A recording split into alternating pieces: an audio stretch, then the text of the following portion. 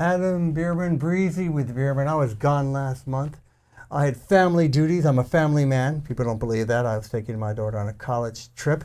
Lauren Dupree is not here. He's at the Tribeca Film Festival in New York. I'm actually quite jealous. Lauren is high up, should I say, in the artiste world, unlike myself, kind of. Today we have a very interesting show, though. Princeton's full of unique people, and we have a unique author, Brenda Cohen.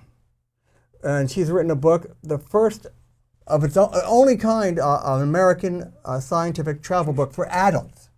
We also are going to have Jarrell Bennett on. He's wrong name, Jarrell, because I just got his name. He's running for city council at large for Trenton, New Jersey.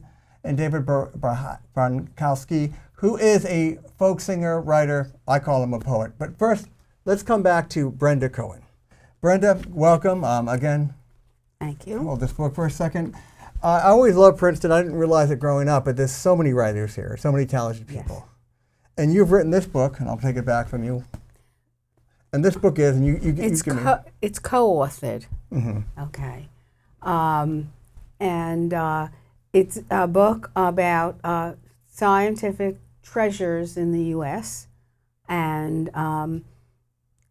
what is a scientific treasure? That's a difficult question to answer because it's not only the local aquarium or the local science museum. It may be a great garden. That's called botany. It could be, if you went to the Metropolitan Museum of Art, you'd say, what does that have to do with science? They have a unique collection of Egyptology, and they show material on mummification, ancient Egyptian gardening and growing foodstuffs, boating down the Nile. All of these things fall under what we refer to as science. So almost any site, you can find things that are science related.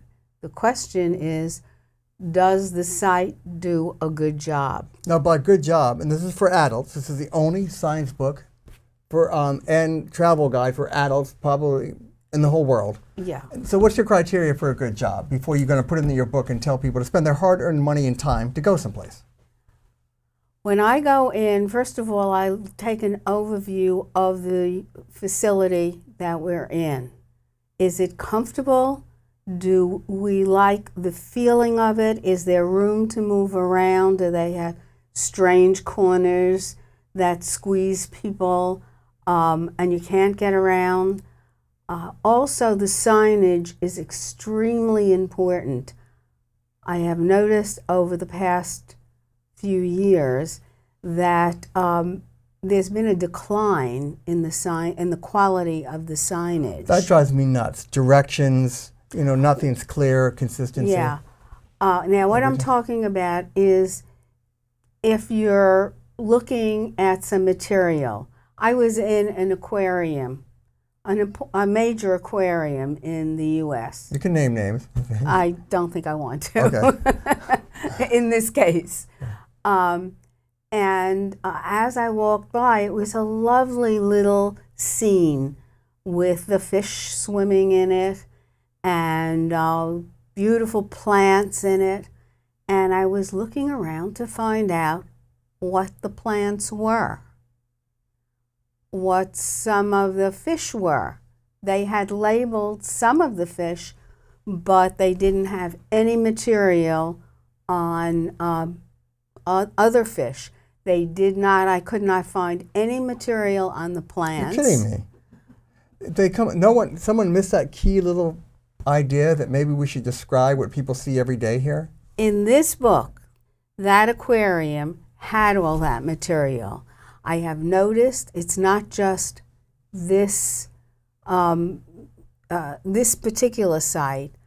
As my son, who is the co-author on this edition, The second edition. On the second edition. Of American Scientific Treasures, A Travel Companion. Right.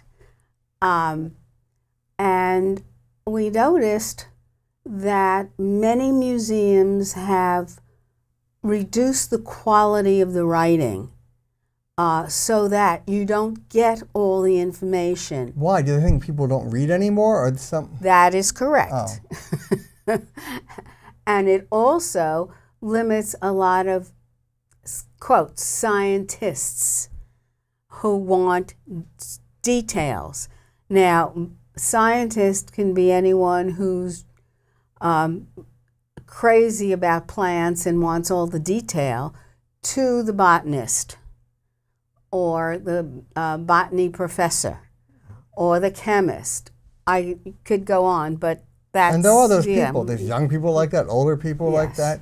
And we had a tough time getting a publisher for the first edition because they didn't believe that adults really want to go to science sites.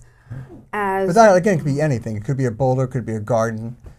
Yes, but if it says scientific treasure on the book, who's going to buy it? The assumption was nobody.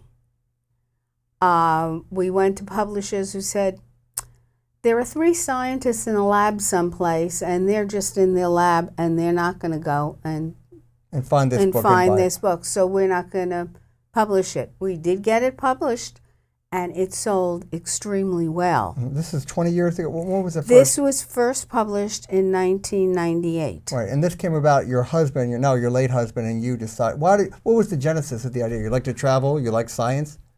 We like to travel. He was a chemist, and I dabbled in many things. Art, history is my big love, and English, literature, any literature, and a lot of other things. I played with science also. He liked art also. We loved to go to museums and things. We were living in England at the time for a year, and we decided to go and see Hadrian's Wall, which is at the northern border between England and Scotland. That was, the Romans built that to separate England from the savages, the barbarians of the Celts, so to speak. Right.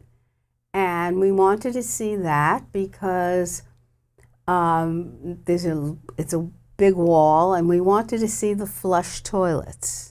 Yeah, the 2,000-year-old, whatever, flush toilets. Yes, and they had them then. And some other sites along there. And I said I wanted to go and to a little town of Jarrow, where Bede, B-E-D-E, the Venerable Bede, lived at the monastery, and I wanted to see that. And my husband said, I don't want to go there. Who was the Venerable Bede, though? What did he was a writer, poet? He was born in the 7th century. Oh, he was a monk, let me guess. Yes, he was a monk. And he died in the 8th century.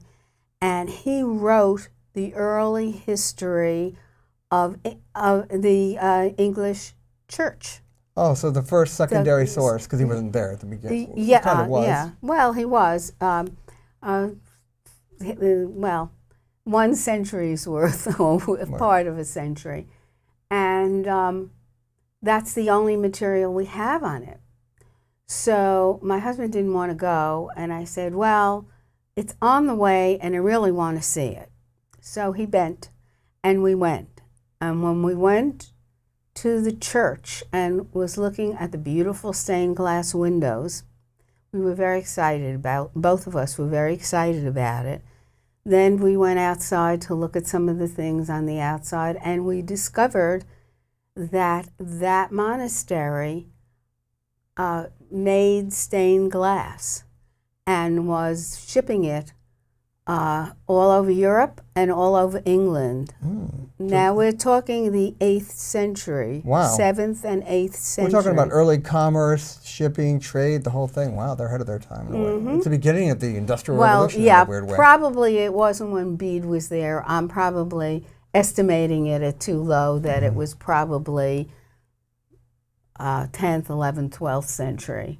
But that's science making glass. Oh, yeah. Then we started reading the material they had there, posted, and apparently he did a lot of work on astronomy and math, and we suddenly realized that our interests both meshed. But then you said this is going to be our Route 66 travel. Then We decided that we're going to travel around. That we're going to put a book together. Wow. We started out writing a column because we didn't get a book publisher, and prove ourselves.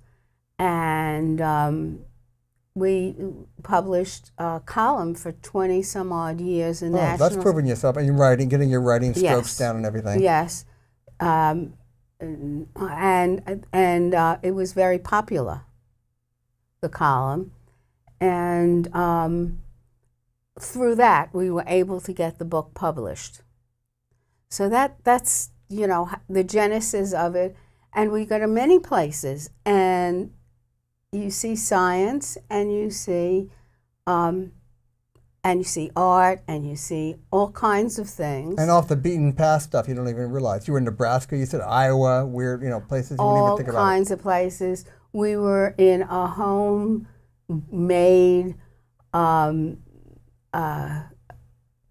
tunnel that they were mining materials out of, and they gave tours, which was really wonderful to see. You don't tell people ahead of time what you're doing. You pay for yourself when you go on these things. You pay for the tours, so you're not going to be biased or anything. No, we tell them we're coming, and we would like them to show us the place, and we would like them to brag about it.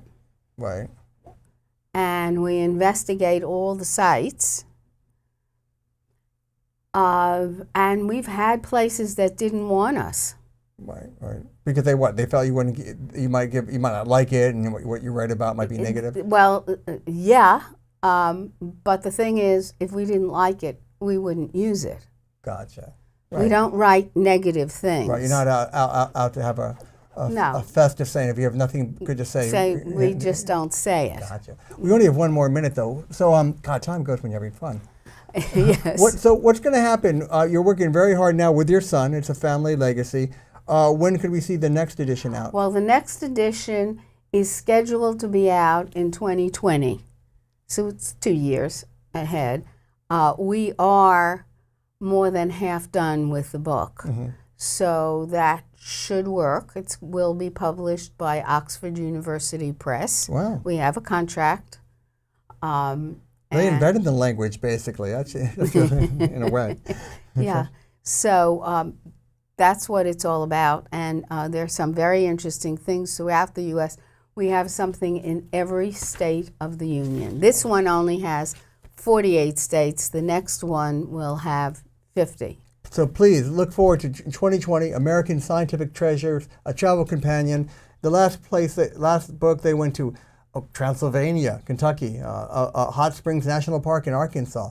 God, just the travel, the sights, the food, the people. It sounds exciting. It is. The only travel guide of its kind is from Brenda Cohen, a Princeton resident, unique town, unique book. Come back in 2020 when the next book, when part 2 comes. Thank you very much. Thank you. Okay.